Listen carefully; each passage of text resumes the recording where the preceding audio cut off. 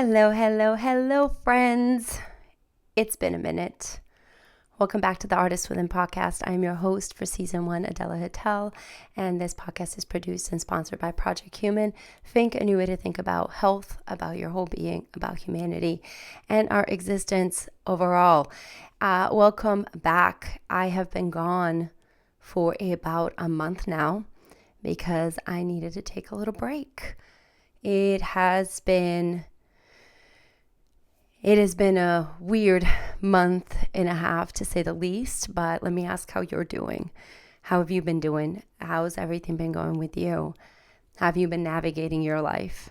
Because it's been even challenging for me, and I'm supposed to be a pro in my own mind about navigating and functioning and processing and learning things. And I've found it very, very challenging to navigate this last month and a half. And so I took some time off. I sure did. And it's really cool to do that now without feeling the guilt and the shame that I used to feel for not producing and going over my capacity. So I can't wait to talk to you more about a few things that have happened and a few things to share with you and the lessons I've learned. But first, let's take a look at I just lost my train of thought. First, let's take a look at the website and our YouTube, because I want to thank you for supporting us so far, so long, and for our subscribers. We are on our YouTube channel up to 144 subscribers, and that is so fantastic. We have many shorts that are going out right now for our episodes and highlights of our episodes. So like them, share them, comment on them. I will do my best to respond, as I have seen some of the comments coming in. Thank you for those comments. Thank you for the few messages that a few of you have sent me to let me know that you are enjoying the podcast and you're enjoying what I have to say and are learning a few things from me and from what we do here at Project Human as well. And so it's really, really exciting. I'm really, really stoked about everything that's coming up and happening over these next couple of years, especially these next couple of months, because there's been a lot, like I said, that's happened this last month and a half. And I'll get you up on that. But first, like I said, let's take a look at our website. What I would like for you to do, if you don't mind, is go visit Go visit our website. Oh my goodness. Consistency is key, guys. This is a lesson you should learn right now. Consistency is key, because the moment you stop being consistent, you can see flubbering over here. But I'd like for you to go visit our website at thinking-ing.org, because I want you to sign up and become one of our advocates. We are looking to reach 10,000 advocates in this next coming year, and we want your help. I need your help. We want your support. So while we're doing that, we have a big mental health summit that we are going to be launching next year, and we want everybody on board with that. Mental health is so important to have as a conversation, because it is one of the ways that impact how we function. It's not the only way that's impacting how we function. There's many, many things that go along into and part of mental health. But mental health as a whole, your mind, what's going on within you and how everything is affected and what happens in this brain of yours is so complicated and so intricate and so complex. And the idea for us is to be able to have that conversation. So please, please, please go sign up. We would love to have you be one of our advocates. Go to our homepage. You can, right here on our homepage, join the community, Think Community. You'll see sign up. I will be starting out to send out newsletters and information, a lot more in communication with you guys over these next couple of months. Like I said, I've been working really hard to build the infrastructure, to redefine the narrative, to find my own grounding, to make sure that what I say and what I do is absolutely executable and repeatable, and for you to be able to succeed as well. And it does take time. It does take so much commitment and perseverance, but it's worth it. So go and join our community. Go join the Think Fam, and you will be able to be part of so many new things that are happening and going on. Check out a few of our projects that we have. Again, I keep talking about that. They're very important to me. I'm so proud of them. And the more and more I am growing and the more I am seeing everything that I've done, and I watch this young girl try to navigate this world and go through identifying her own narrative and her own identity and shedding identities and stories that are not hers, creating her own. It's been a wild journey. So I really encourage you to go follow us, go like and share, and see what we're all about just on our website right now. And again, you can sign up right here too. And if you sign up through this link here, you will also receive a roadmap to functionality. And it's a little guide on how to start now looking at your life, right? Seeing where you're at in your needs, seeing where you are in your want, and then what is the requirement? What do we need to do to get there? So let's get it done. So take a look at that. And then while we're at it, go click on the invest in change, pardon me, and help us out, support us, make a donation. Or if you can't make a donation, again, share us, if you like what we have, or you relate to the message that we are sharing and we're promoting, then go ahead and share us. That helps us a lot. That helps me a lot. Subscribe to the YouTube channel. Again, subscribe to our website. Get on our contact list. Get on our sheet. That'll help us a lot too. But if you can, and you're in a position to contribute, you're in a position to make a donation, we're asking that you do for us as well, because we have many goals and plans to help bring a community together, help navigate change, help really inspire human beings into educating them as well as moving forward their own being, right? The process of how they function in every day. We've lost that. How do you manage yourself? How do you just exist in a world where everything is moving at an extremely fast pace and you haven't even caught up with your laundry? So it's really important for us to step back, take a moment, reflect, pause, see where we're at, shift our perspective, and then act upon the new perspective. So PSA, take a minute, take 5 minutes, take, 5 days if that's what you need to do, but take some time. Anyway, so go and support us this way. You can make a donation, and you can donate in honor of somebody.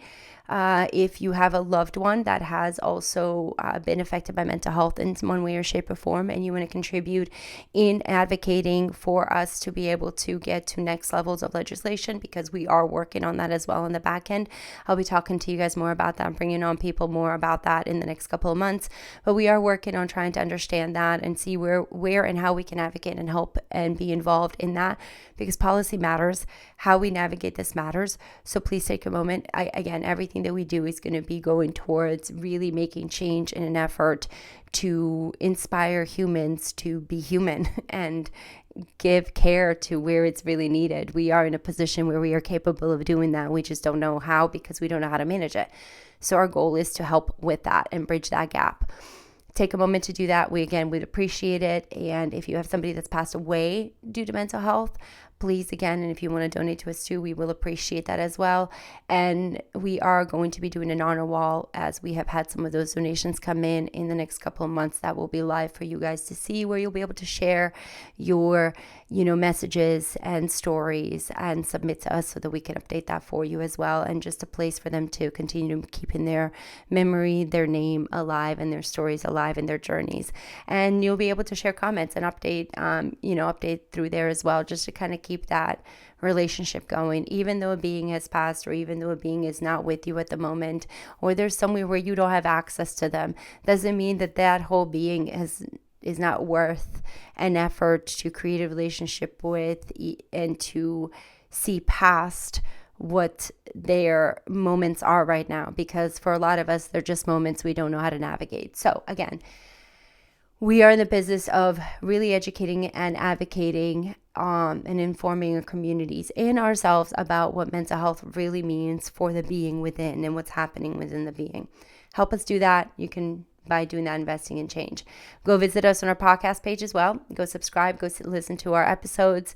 Go take a look at the Define Your Narrative Books for Change. You can click on this link here. It'll take you to our YouTube page, where we have a link of free books where you can educate yourself and start really thinking and seeing things in a new perspective and navigating your world and trying to see what you can do to change today. First, taking small steps. Please understand you will not be able to do it really fast, but it's taken me 10 years now to get to this moment, and upteen work projects, 1,000 different ways of failing and very few little ways of succeeding. But those few ways that I did succeed, I've taken them to win to bigger places. So don't be afraid of failure.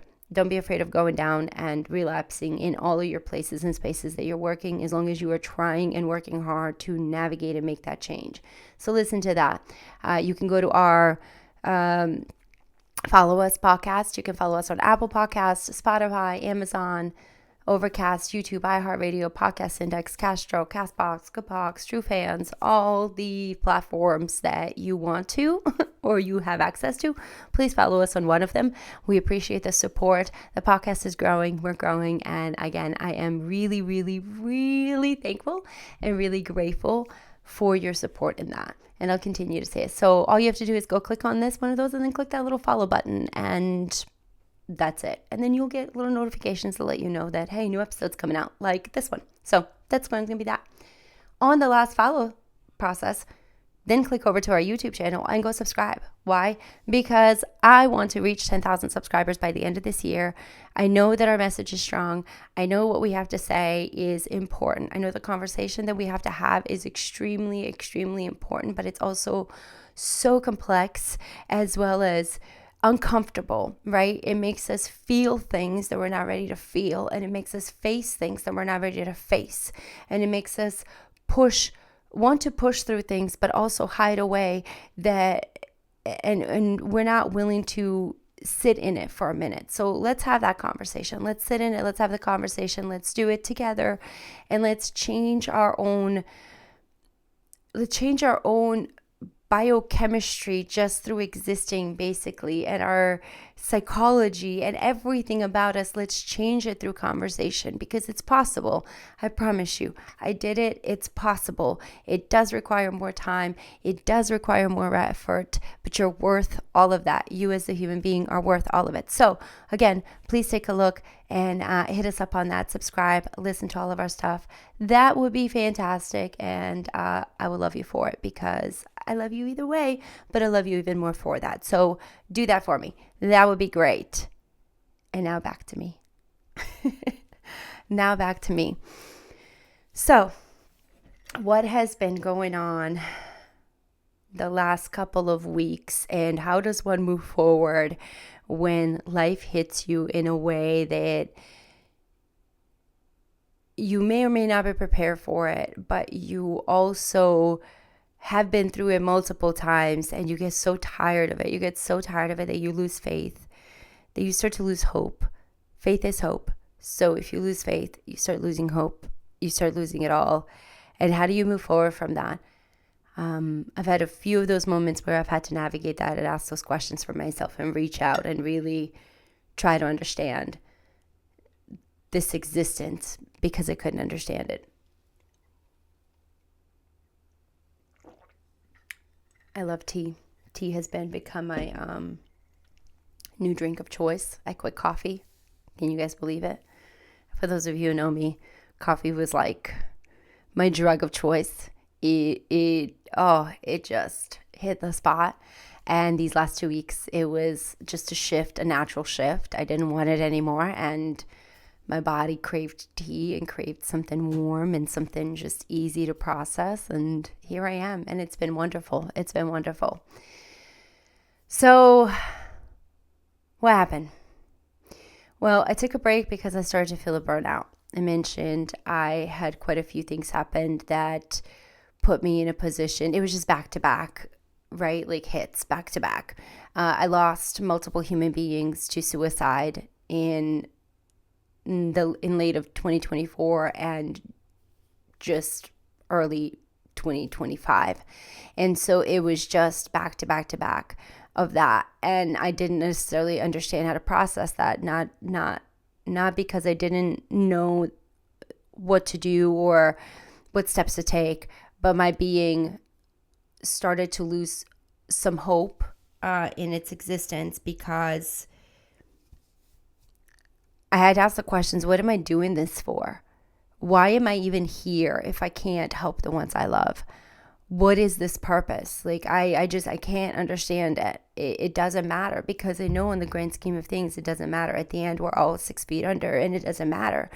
But right now, it matters the most. And right now, I want to put in the most effort to be there, and yet I can't, and I don't know how to, and I don't know what to do anymore, and I don't know how else to educate myself, and how else to approach the subject, and what else. It was just the upteen amount of questions and self-doubt that came through, and I had multiple panic attacks and anxiety attacks just through processing that. I had to reach out to a couple people and just process that conversation with them, for them to hold me accountable to what I'm saying and hold me accountable to what I know is truth versus what my inner, as I like to call it, my little inner demon was trying to put upon me. And that was that I wasn't good enough. None of this was worth it. Everything I've worked to this point isn't worth it. The idea of just hiding away in a hole and giving up was so appealing. But I also am such a fighter, like, for myself, not for anything else, but for myself. I know what I've survived. I know how far I've come. I know how hard I've worked. So the idea to give up was not important to me as someone who fights for herself. It really wasn't. I was like, you know what? Maybe you're right. And that was when I realized that I wasn't in a good space, that I was relapsing and that I was spiraling, because my warrior within me was starting to say something like that and agree to that, something that I never would agree to. So I reached out, I called a friend, and I said, hey, I just need to vent. I don't understand. I know all the no's. I know all the no's. I know all the no's, but I don't understand them. I don't understand what's happening right now. And I don't understand how I can't be of service, and how I'm not helpful, how I'm not doing what I am trying to do, how I'm not saving these lives. And so it was, even now, it like hits me deep, because there's a part of me that still believes that.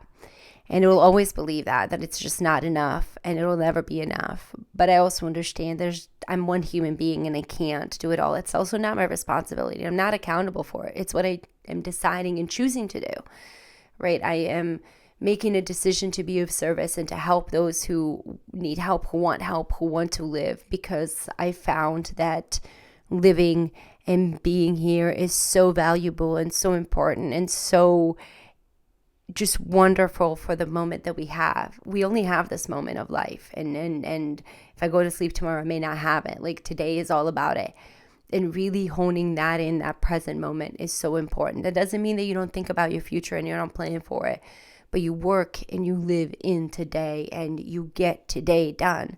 It's about the day.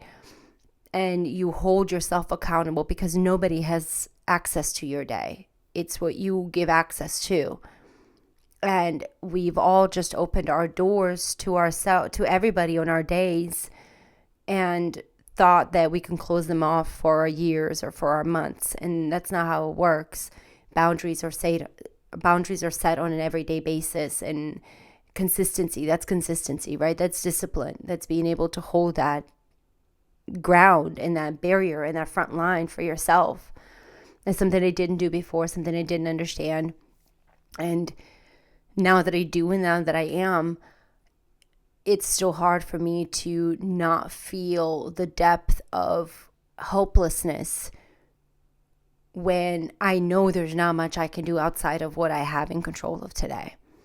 So that's really hard to talk yourself through when you know it, but your emotion is so overwhelming, and it takes over you, and you start to drown, and you can't process, and you choke just on your own breath, on your own thought. There's nothing of cohesiveness that can come out. And as I'm talking through it with my friend and having this moment and just this blabbering mess that I am, and I remember it was January 10th, because I had my self-care day that day, and I went to my massage, and I again found out the news that morning, and I couldn't process it, so I couldn't have a good relaxed massage. I couldn't understand any of that, so I tried to, but it just wasn't. And then the whole rest of the day, and then I just started spiraling. And I didn't really necessarily see that I was spiraling until actually a couple of days ago, when I realized that I started neglecting my self-being. And that was, over 4 weeks ago now. So the mind is really powerful, and our old habits are really, really, really easy to fall into when we're not consciously aware and consciously accountable of our actions and what we are doing. We will fall into the avoidance state. We will fall into the I don't want to, so I'm not going to. And we're not going to be honest about I don't want to. We're going to come up with excuses of I don't feel good. And we won't feel good. Like it won't be just an excuse. Like you really won't feel good. I didn't feel good. I had headaches. I slept. My fatigue was insane. I couldn't stop. My confusion, again, just and then the anxieties. I would start having anxiety for no reason, and I couldn't process why. And I wouldn't finish things. I started not, again, I go back to the laundry portion. I haven't been able to catch up on my laundry in a month, and I am a conqueror of laundry. You guys have no idea how important that is to me, to conquer my laundry and keep that space insanely clean that way. It is the bane of my existence. It is the Satan of my life, because I grew up my whole life having to do laundry for 6 people, 7 people, 8 people all the time. And now just doing it for 3 people is enough to put me over the edge. And when Mount Everest becomes so big for me and it takes me 4 weeks to just climb it, that's insane. It's insane. So, and I did not notice that. And that should have been my first clue if I was consciously aware of my day-to-day, my 40 inches, my daily functional existence. If I was consciously aware of my actions, I would have seen that. I know what I need to do to not have that. I know how long it takes me to take care of Mount Everest and climb it and knock it over. Like, it's not 4 weeks. It's maybe 6 hours. Like, I'm good. I know that may seem crazy, but I'm good. I'm really good at my job when I want to do it and when I'm there. But when I'm not, you can see how it falls back. And we all have that. We're all there. And one of my tell signs is the negation of my home. And that was a clue I didn't really, again, put together. And I maintained most of it up to, did basic routine stuff, but not to the level that I do. And then I realized the other day that I started negating my personal being. I wasn't doing my rituals in the morning with my, body and my hair and the way I like to brush my hair, the way I like to brush my teeth, and the way I like to wash my face. I wasn't doing that. I didn't take a shower for 4 days, and that is not me. I am a once for 100%. Potentially twice a day girl shower, because I have a ritual that I wash away my sins at night for the day, and I say a prayer with God, and I give thanks to my body and to my being, and I just give thanks to my day in that shower time. And I really just cherish that moment of giving myself space, giving myself grace, giving myself thanks, and cherishing this temple that God's created. Because one of the things that I am learning, and again, just very new to reading the Bible, very new to understanding the word in that way, but this temple is sacred, right? And it is our key to connecting with God, and it is part of our amazing existence. It's got so many limitations, but what's within it has so much potential. And not caring for the structure, not caring for this home that houses the Holy Spirit, that should be cleansed and full of joy and exuberance and light, when it becomes dark and you don't water it and you don't put effort into it, again, I was 4 days in and then it hit me. I was like, I looked in the mirror and I said, oh my gosh, who is this being? Literally, this was yesterday and I was like, who is this being? And I've shown up for all my stuff. Like I've had to show up all this time for work and for everything. I've shown up. But I didn't show up as a full conscious being in existence the way I do or would, because I wasn't there. I didn't give myself that space to be there. And so finally yesterday I took time to give myself the grace, the scrub, the whole thing, like full on, just give that love to myself.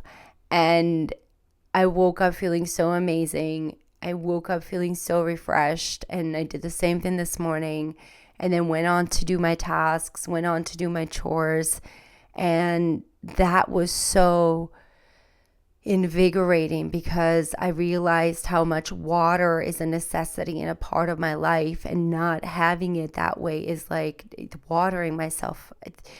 I mean, we need to water plants and flowers every day, right? And we need to give that love and that care. Watering myself, I wasn't drinking water. I mean, for the last, like I said, 2 weeks, I've been on a water kick and a tea kick. I waters, jugs of waters, and that's not me.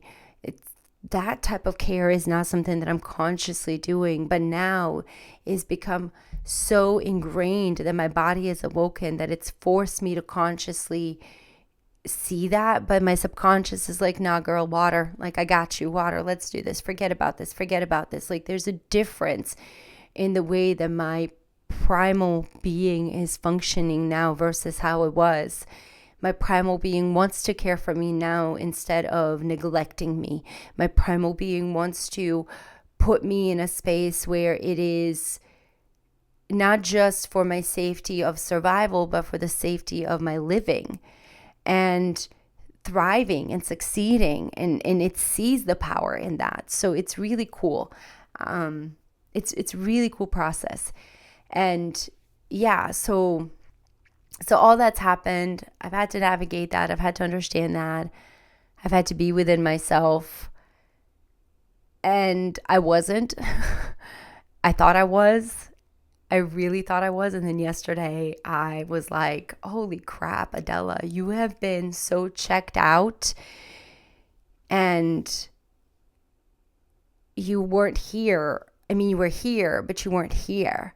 And I see around my place and my space now, and I'm like, oh my gosh, the things I've neglected. And then there's small things. They're not like massive things, but those small things are the things that add up into massive, massive things. And I'm a true believer that the smallest steps, the smallest things are the greatest victories you can have, because when you can master small and you can make it flow into your life, that small, small thing, it becomes a skill. It becomes a part of you. It becomes an automation of you that when the big thing comes, it's not even a problem. It's so small to you. The big thing is small because the small things are just so second nature, right? And I was letting my small second nature things go because I fell into my primal bad behaviors that were spiraling me into self-sabotage that I'm so used to. And I have to give myself credit because the day before yesterday, was when it was like clicking into me that I wasn't necessarily like part of conscious awareness of being here today. And even though I have been, or at least I thought I was, I've been working on our documentary for Project Human called Define the Narrative, and that's going to be much new things are coming out with that in the next couple months as well. I'm getting ready to go out to LA to work with the editor and finalize a few things for the trailer. I've been putting things together and just reviewing footage, and that's been intense, you guys. Reviewing this footage and going through this process of looking and studying myself in this. Like, I get to look at this and see this. It's insane, but it's so wonderful because I get to see how I function, where I was at, and how intensely I can judge the periods of my time by the way I was expressing my being. and how I was working through my trauma without even knowing that I was working through it. It's so uniquely cool to see this progression over these last couple of years, but it's also very difficult because then the amount of sadness that comes and the amount of pain that comes with understanding the grief that comes with understanding the loss of your existence, of an identity that you had and once held so dear, of the potential of something that never really was, and how you circumvent that and how you move forward for that. It's been a really cool journey. And again, the moving forward has been every single day, just take one step at a time, work through it, navigate it, have trust and faith in the process. Have trust and faith in the process of what you're doing, and understand that it's worth the effort. That has been one of the key lessons I've had to learn, one of the greatest lessons I've learned, because the day before yesterday, I was working my butt off. I've been nonstop this last couple of weeks, and especially these last 4 or 5 days. It's been between the nonprofit work, between my actual job of being a mom and a wife and home care, and then my third and fourth jobs of what I love to do, which is hair, makeup, photography, fashion design. And I do all of those things. I just have a priority of how and when to do so, because I can't quit them all and I can't just focus on one. It's not how I function. It's not how I work, and that's okay. Trust the process. So I was working, and I am getting ready to, I was hitting it. I mean, I wasn't here, but I was like very proud of myself. I was hitting it. I was doing my gym stuff. I was in my mode. I'm like, I got this, even though, again, I still felt like I was not here, but I was like, I got this. So much so that from this, this just what happened. If you guys are watching this, I just bumped my microphone stand. The same thing happened to my hard drive containing my full documentary. I bumped my hard drive, and it is not working. Now it's turning on. I'm going to try to pry it open and get the drive out and plug it up to something else and get all the stuff on there. For now, but when it happened, I would really like to share with you, because I would have reacted very, very differently 2 years ago, how I reacted and responded this time. And it just shows to the growth of a being, and to trusting the process, and to giving it over to God, and really trusting that what you're doing is on the right path, regardless of the hiccups, no matter how freaking big they are, no matter how insanely big they are, the hiccups are part of the process. And as my friend and a dear friend Will, an editor, said, Adela, maybe God's keeping you on your toes and making sure that you understand how important this is if you say it's so important, and that you see how when you're working on something so big, a small little bump in something can create a huge hiccup for you, and how are you going to navigate it? And I didn't understand that lesson in the moment when it happened, but over the last day of processing it, I do get that now. So I bumped the drive, and I was like, please don't. I was like, God, please don't. Please, please, please spare me. Like, spare me. So I plug it up. It's not working. I call my husband over. He comes over. He checks it out. It's not working. He takes it over to his stuff. He tries his tech stuff. He tries all his ways. It's not working. It's not working. It's done. It's gone. He has to go. He's like, I'll go pick up our son. I said, please, because I can't even process what just happened. I don't even know.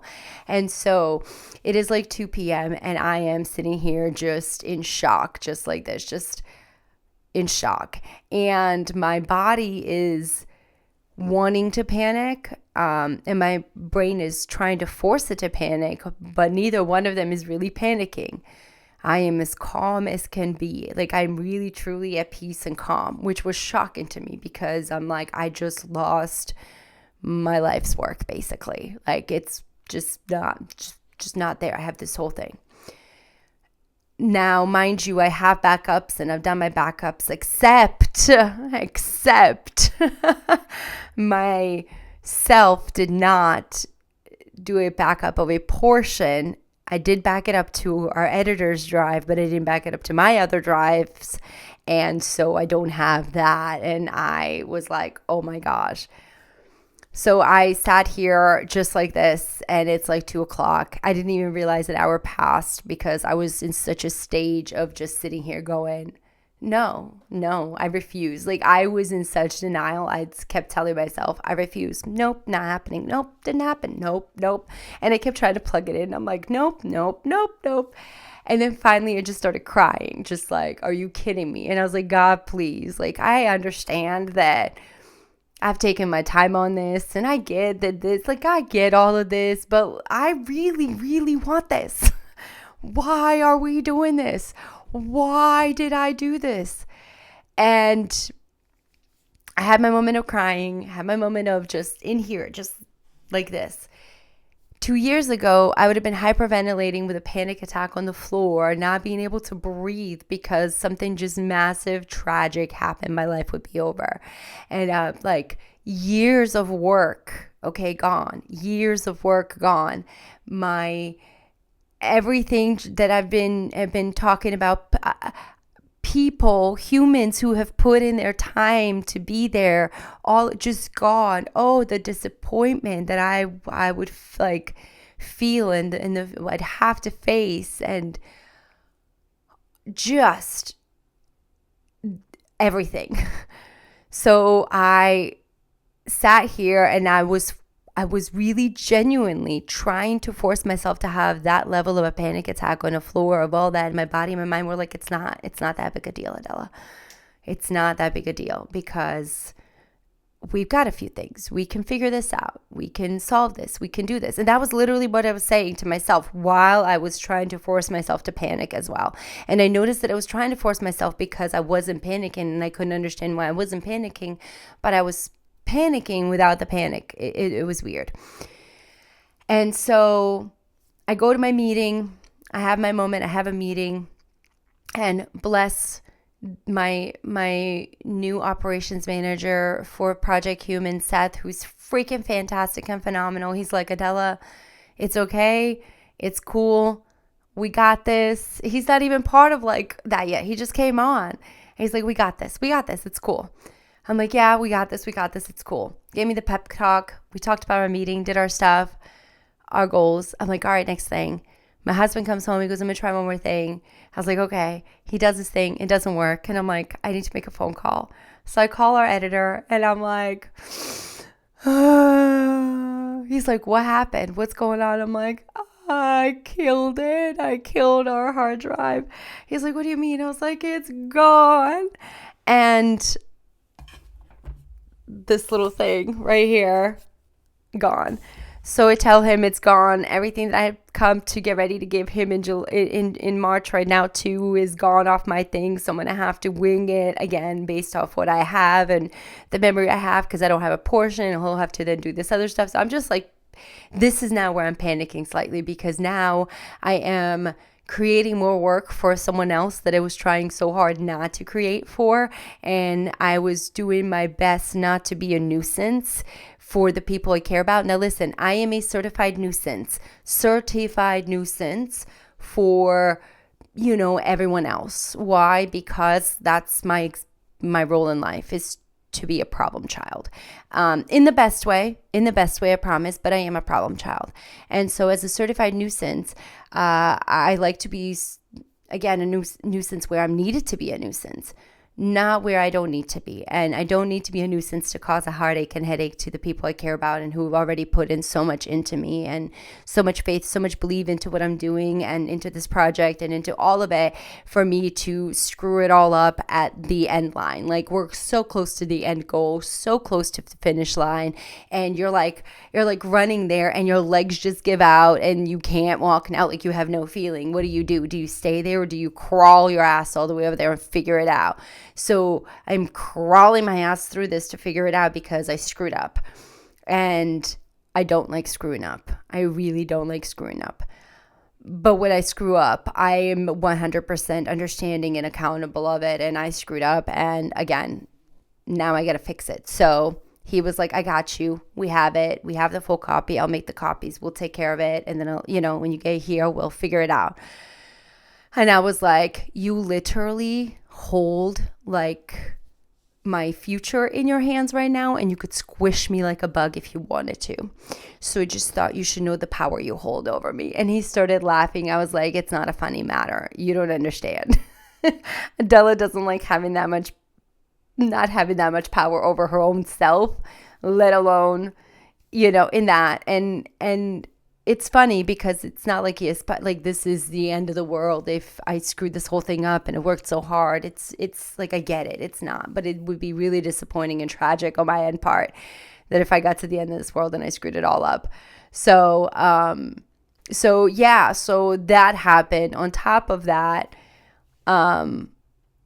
I've had to onboard new members for the organization, and we're working on the mental health summit and the pre-planning of everything. So there's so much work going into that. I also have my own personal goals as an artist that I want to do that's outside of the organization, outside of this, right? That I have been itching to do.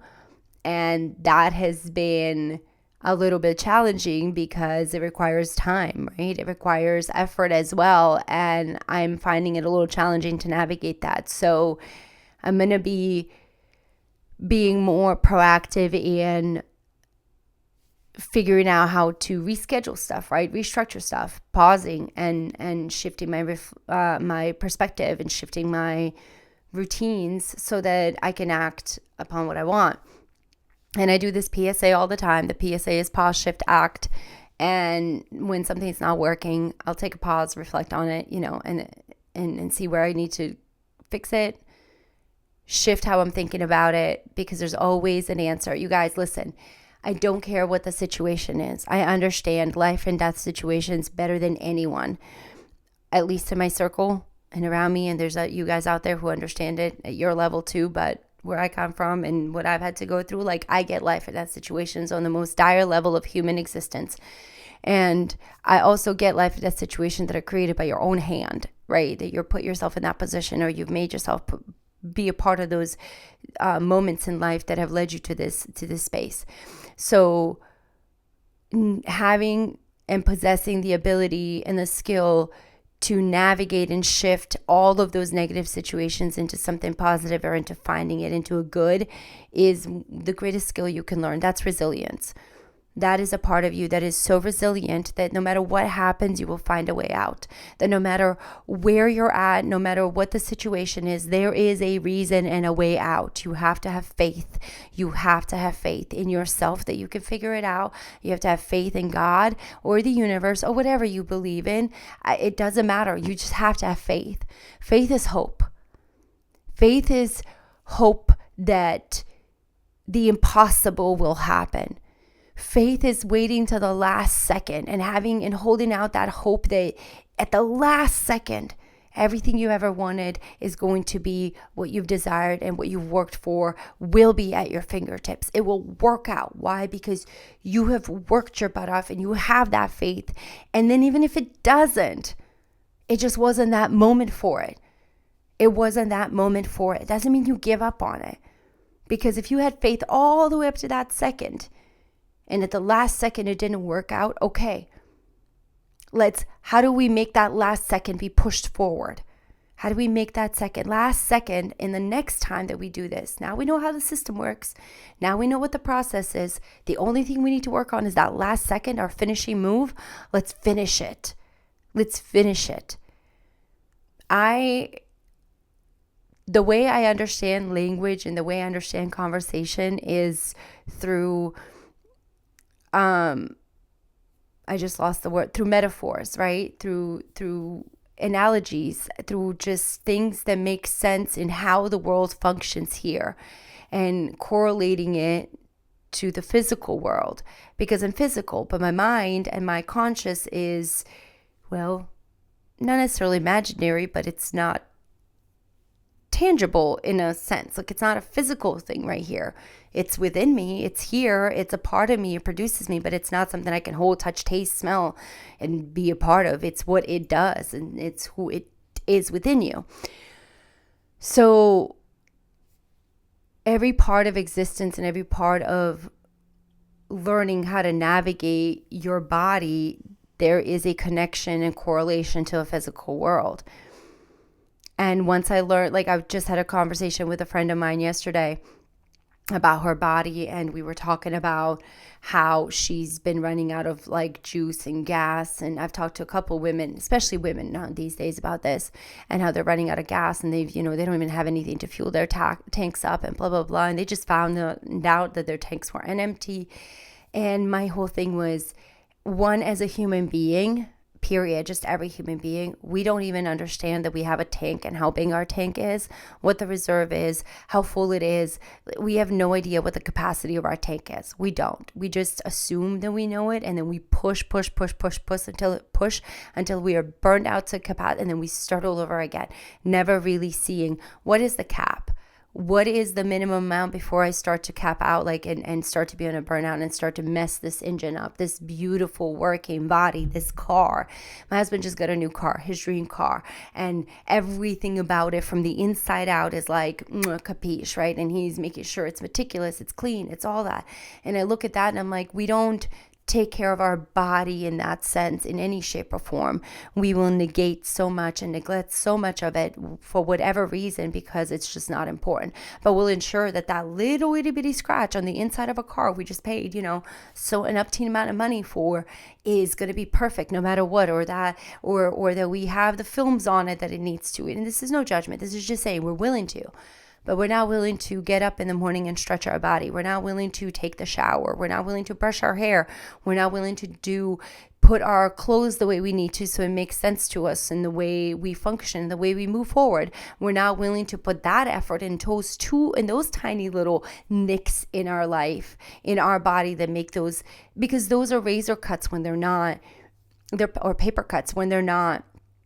Both are actually very sharp and can cause a lot of damage. Sorry, I was just thinking about paper and razor cuts and the difference on them. Anyway, ADHD mind, that happens. But both of them can cause tremendous damage over time if we're not paying attention to them, and cause us to spiral out of that. So if we're willing to put so much care into a material thing, into a product, into something that we have worked so hard to be in there, our body is a physical product of this world. Our body is that engine. Our body is that vehicle. Our body is that house. Our body is that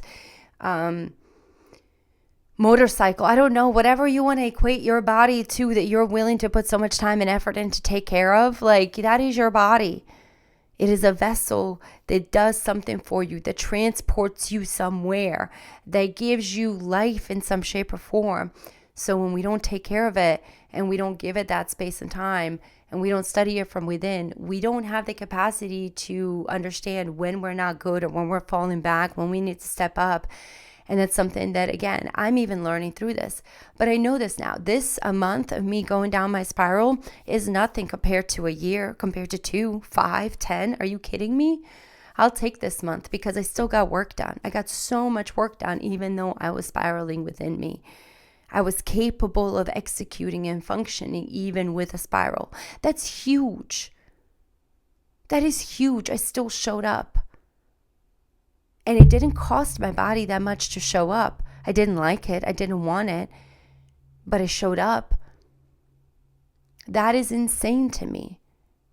Because even a year ago, 2 years ago, I would have been passing out, my body hurting so much, the adrenaline, the cortisol, the anxiety, the panic, everything would be so heightened to the level of, like, my body would shut down. I would go into shock over simple things that are in life just not that big a deal. Like, and again, yes, it is a big deal. I lost the information on my hard drive. Yes, it's a big deal that I just lost a year's worth of work that I've been pumping out for my own self with this weight, 5 years worth of work. If we're putting everything together, thousands of dollars worth of on this one little thing of people's putting in their effort and all that. And that's insane. And yes, I am disappointed in myself, and holy crap. But you know what? I was smart enough to have a backup here. I was smart enough to have this. And even if it is all gone, even if it is none of that, I'm also smart enough to start all over again and figure it out. Because if there's a will, there's a way. And not giving up on your own being and having that warrior be really, really solidified within you where, okay, cool, so shit happened. How are we going to fix it? Do you need a moment to process it? Okay, cry about it. That's fine, Adela. Cry about it. Have a moment. But now how do we fix it? How do we move forward? Oh, okay. Well, we got to call this person. We got to do this. We got to take accountability. We got to take accountability, and we got to be responsible to those actions and to those who are here. We got to be responsible. Because you don't even know what the consequences will be until you actually follow through on that. You think the consequences might be terrible.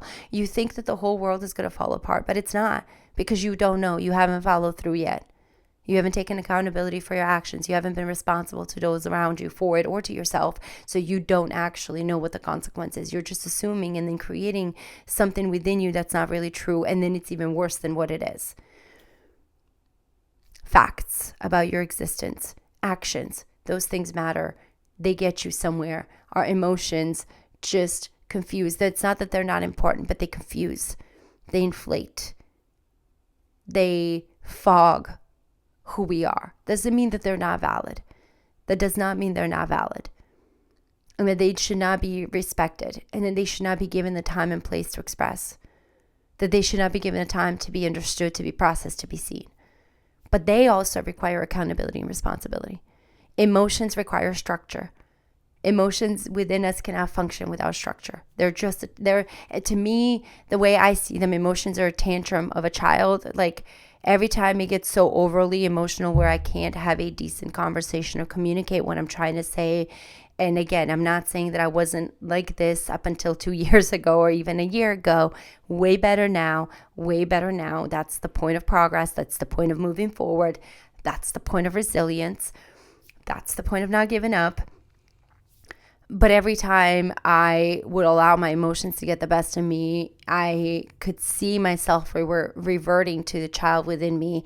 And my child within me has a lot of problems, you guys. Okay, she is a child with a machete and a teddy bear. At any given moment, she can be the sweetest, the kindest thing you could ever see and hug you and play with you and have the greatest thing. Or on the other second, she can just slice and dice you with no problems at all. She has no problems because she has no remorse about surviving at all. She has no empathy in that situation. On the other hand, she is extremely vulnerable, extremely compassionate, extremely intelligent, but at the same time so weak in understanding and handling herself. And so once I saw that is what my emotion is, it was a child of neglected needs. I was like, holy crap. I need to come back in here within myself as the adult being, approach this child within me on a way. And so I have a whole scene in my head. This child, again, sits in a corner on the street. She's moved in right now. She's living with me. She's moved in right now. But when we started, she was in the streets, in a tent fort her own way. And the image in my head is exactly what I'm telling you. And I would be a walk her by her every time and just, oh, well, you're such a sweet kid. Oh, let me help you. Oh, this and that, without ever really seeing her. And she would be reaching out to me. And then I would do something that would hurt her, that would confuse her, that would conflate her. I would take an action or make a decision that would go against what she or what I said to myself or to her. And that would put her into a zone of a tantrum, and the machete would come out, and then self-sabotage and all the cuts and bruises that I would have or I would do to myself because I didn't understand that the decisions that I as the adult was making was impacting that emotional being within me, that child that never got the needs met that it needed to. So I had to approach it from a different perspective. I had to come at her level. I had to look at it at her level. Okay, well, she's not putting that machete down. She still has it with her. She sleeps with it. It's under her bed right now. She's not letting that go, but it's out of her hands right now. So that's a plus, right? That's a plus. We'll see if we'll put it in a safe eventually, but for now it's a plus. The teddy bear is still there too. It's on the bed with her. It's coming. It's cleaner. We're cleaner. We're getting there, but it's a lot of work.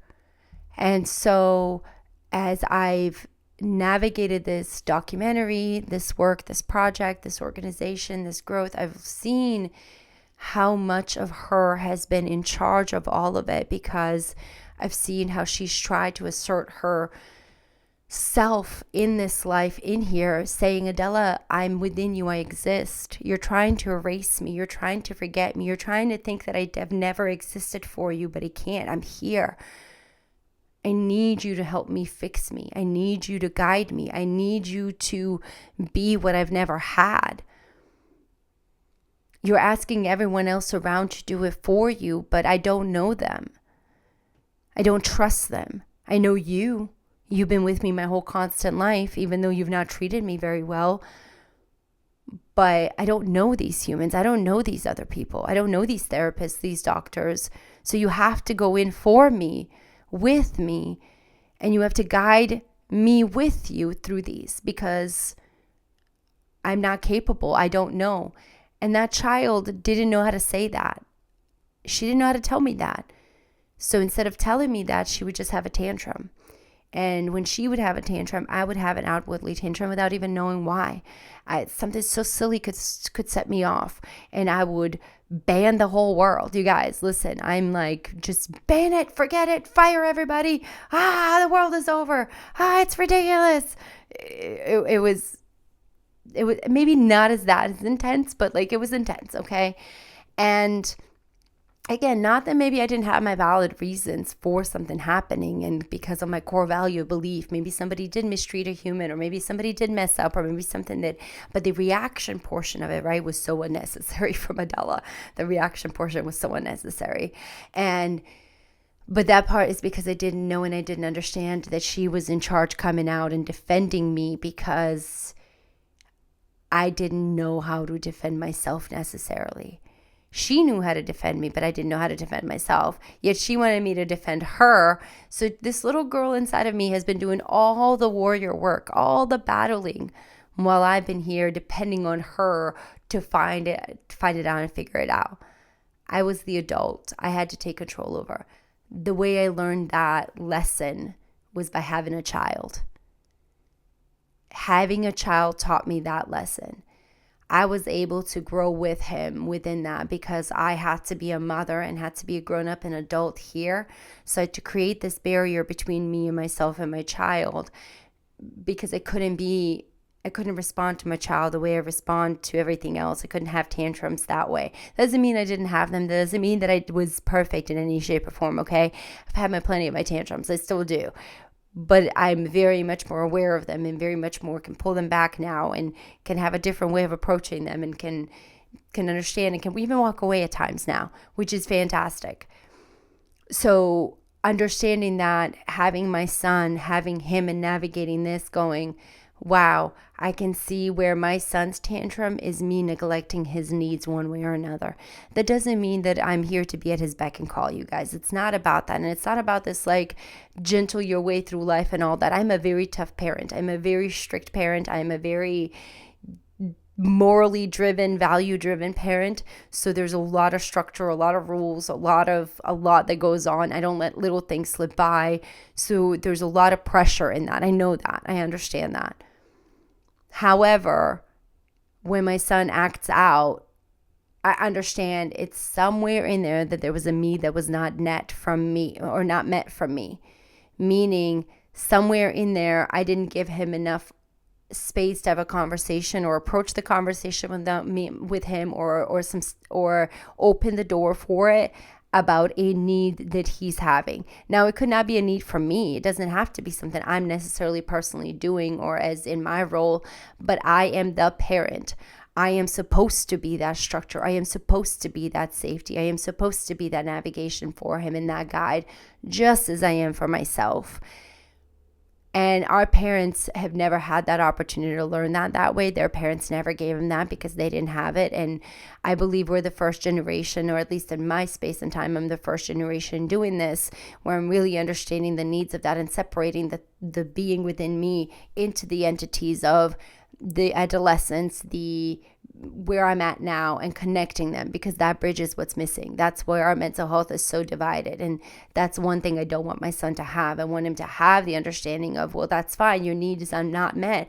What is the need that's not met? Let's have the tantrum. Let's have this conversation, but let's figure also out how we meet that need. So you're not here and you're not in this position again. Or so it comes down to conversation. It comes down to communicating. But when that feeling takes over, you have no idea how to communicate. You have no idea how to process. You have no idea how to navigate anything. So that turns into a full-blown panic attack or an anxiety attack, or even something that's more intense and severe when you're suffering through that. So just really understanding and knowing that you have a limit, you have a tank, you have a capacity. As I mentioned, we humans don't understand that. We as women specifically don't understand that we even have a tank. Our tanks are enormous, but at the same time, they may be enormous, but the amount of energy we output and what is required to fill them in does not equate. It does not balance out. So we have to figure out where our actual cap is. Just because we're capable of it, just because we're pushing the limit of it and we can go to the top of it, doesn't mean we have the ability to refill it at the same capacity and the same experience that we give it out. So what we have to do is understand where our actual limit is, which is something that I realized I did this last month, is when I took myself out and I took a step back, and I did that, it's because I was reaching my quarter tank. That's my limit. A quarter tank is my limit. And I know that because I've run out of gas on the highway and I've been stuck, and I did not like that feeling. I did not like it feeling at all. So now a quarter tank is an empty tank for me. That's empty. That's my guideline. That's my boundary. I don't care where I'm at. If it's at a quarter tank, I'm going to go get gas. I am stopping what I'm doing. I'm going to go get gas, because I will not be stranded again. I will not be put in a position where I have no energy, no way to get home, no way to be safe, no way to be able to take care of myself. So same thing for my body, same thing for your body. What is your tank? What is that level for you? How do you know what that is for you? Well, you don't know that until you start figuring out what it is that you actually do. Where do you spend your money? Who's refueling you? How are you being refueled? Are you refueling you? What kind of gas are you actually using to refuel yourself? Is it just the cheapest that you can because it's what you can afford? That's fine. Okay, cool. Now are you replenishing it with something else that you might need to make better? So just because gas is cheap doesn't mean that all the rest of the parts have to be cheap, right? What are you doing to maintain this engine, to maintain this body, to maintain this core, to maintain this temple? I promise you that is the key to everything on how you're going to learn to function. We neglect this body. Now, I'm not saying, again, go out and be David Goggins, whom I literally, that's my inspiration every morning for the gym. That's what I listen to. I listen to his motivational speeches. I listen to Kobe Bryant. I listen to Jocko Willix. I list, those are my guys who I'm they're just, oh, you will never beat me. I don't give up. I never surrender. I go through one more time. That's what I need, because I need to be yelled at. And my mind, because I know how much stronger my evil side, the Satan of me is. I really do know how strong that is. It needs to be beat down. It can't be gentled out. It needs to be beat down with good, positive words and food for thought of that. So I can't just put on some music and pump down to it and all. I can't. I need human voices who are literally the same as me going, I know how much it sucks. I get it. I understand it. But you are not meant to fail. And when you have that within you, when you have that motivation, when you're building that warrior within you, when you're in your own bed and you're wanting to fail and you don't want to, that warrior comes out so strong and it punches that. It literally, I have it. It's like a Street Fighter move for me. It's like the Shuriken, okay? and I'm probably going to get it wrong because it's been eons since I've seen Street Fighter or anybody around me play it, or even I touched it around there, but I think it's Ryu, and he like goes, oh, Sharuken, right? And like the uppercut. That's how I, in my head, imagine whenever I start to come down on myself, my warrior coming out, just like out of the woodwork, coming out and going, not today, Satan, and I refuse. And it's really funny in my head. It makes me laugh. But when I do that, I can feel my body do it too. I can feel my body go, yeah, not today, let's go. And I actually get up and I push forward and I work out and I take the next step and I do that. You have to visualize, you have to see this fight that's happening within your mind, and you have to see yourself as the winner. You have to see yourself as the warrior, and you're not fighting anybody else. You're not fighting your competitors out there who are having the same podcast or who are in the same movie or who are creating the same painting or who are, getting the same accounts or winning the best things or getting new cars, new homes. Those are not the people you're competing against. Not one bit, not even close. You are competing against you, because the person inside that you're fighting in there is the only one, the only person, the only character, the only being, the only entity that can tear you the hell down, that can tear everything you've ever worked down for, that can take you and put you 6 feet under. That is the only being you're fighting, is yourself. So you have to create a strong sense of self, so a strong sense of identity. And it's not an identity in a name. It's not an identity in a culture. It's not an identity in a religion it's an identity in a human, in yourself. That you as a human are worth the effort. No matter what you're called, no matter what you believe, no matter what you look like, no matter what you do, no matter where you do, it doesn't matter. You have to have that faith in all that. Have the faith in yourself. Have the power, the strength to fight through no matter what's happening in front of you, in your 40 inches, in your 6 feet, not in the world. It's not your job to convince the world. It's not your job to validate the world. It's not your job to redeem the world. It is not your job to judge it. It is not your job to save it in any shape or form. You are not the hero of that. You are not the hero of this world, because this world keeps moving on whether you're in it or not. But you are sure as hell the hero of your world, the hero of your story, the hero of your life. That, once your life is done, that does not keep moving. Your life is ended then. The world around you keeps moving, but once you stop, it stops with you. There's no catching up.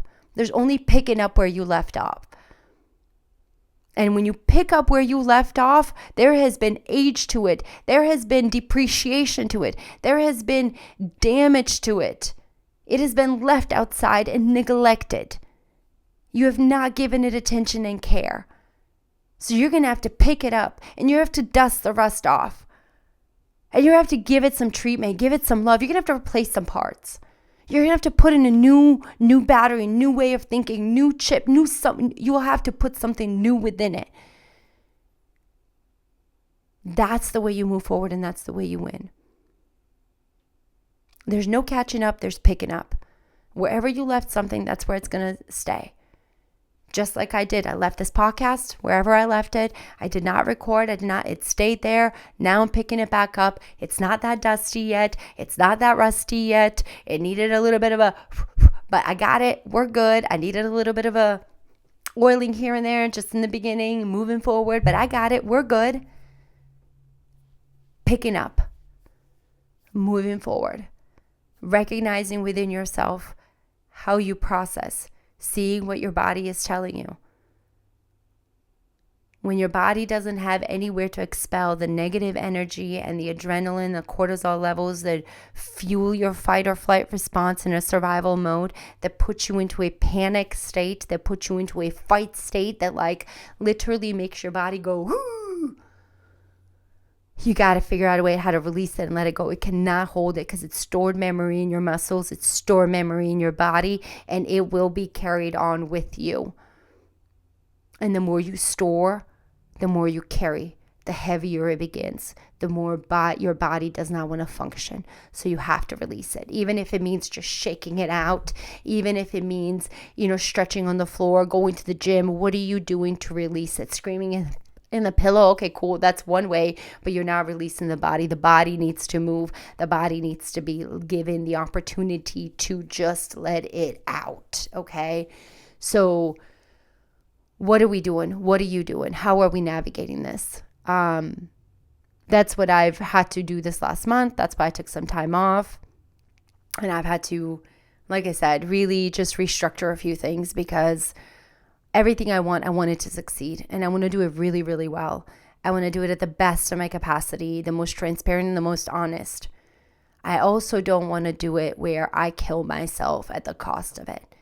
Because one of the things I've learned that just existing today, just breathing today, being here and making my son breakfast, giving my husband a kiss, making my bed, planting my flowers, talking to my neighbor, saying hello to the grocery person at the store today, walking down into a place where it's just having that is a beautiful lived life, and that is success.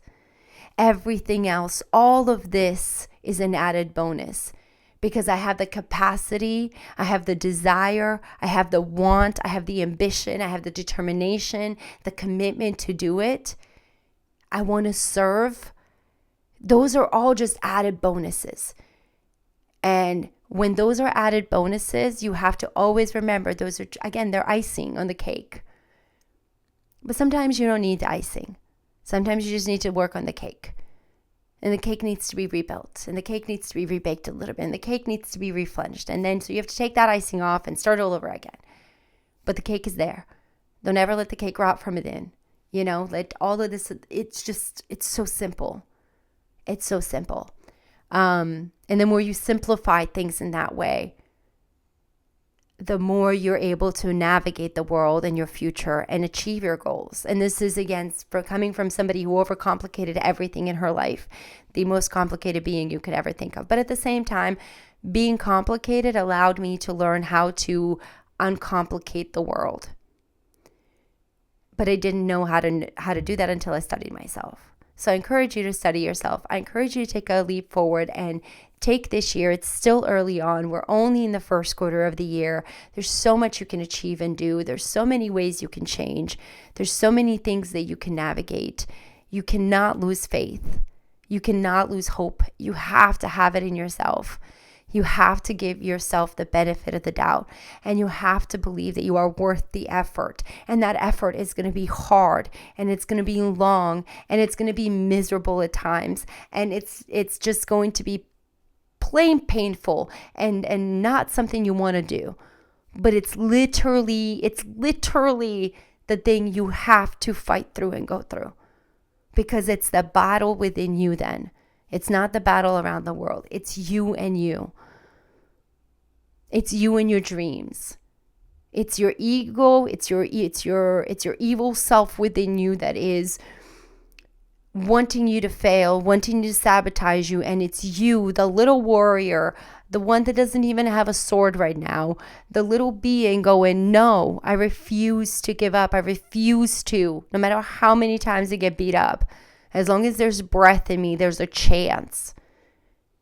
As long as there's breath in me, there's a chance. There's an opportunity. So take that time, take that moment to create the opportunities for yourself. As long as there's breath, as long as there's breath in you, there's an opportunity and there's a chance for you to navigate this world and to win. Do not give up. So if you have to take some time, if you have to pause, if you have to shift your perspective, and then you have to come back and act again, then come back and act again with almighty power that you have within you. Just as I am doing right now. Don't let your own self be the downfall of you. And that's the one promise I made to myself. I refuse to be the downfall of myself. I refuse to be the one to pull the rug out from under my feet. I refuse to be the one to stab my own self in the back. I refuse to be the one to break my own word to myself now. Am I breaking some? Sure, I'm still working on that part. Like, hey, get up and work out. Hey, drink better, eat better, do these things better, listen to things better. I'm working on it. We all have things that we have to perfect, but am I working on it? I am working on it. And do I want to be better 100%? Do I believe in myself and that little warrior in there that's fighting this battle of life? Yes, I sure do. She's got it. She can do it. She has so much power within her, and it's not going to be easy, right? It's definitely not. But we have it and we can do it. So I encourage you to continue doing that. Don't let yourself fall. Don't let yourself fail. And if you do, it's okay, because you can literally get up and do it again. But work on not, because you're worth the effort. You're worth the fight. And every failure is just another way of learning how to navigate and learning something new. So it's not a failure, it's an education. Look at your life as an educational experiment and educate yourself in the way you would want this life to be loved, lived, experienced, and share your story. Share it and navigate it. Enjoy the journey. And again, live life to the fullest. So don't forget at the end right now to subscribe, to like, to post, to do all that good stuff on it.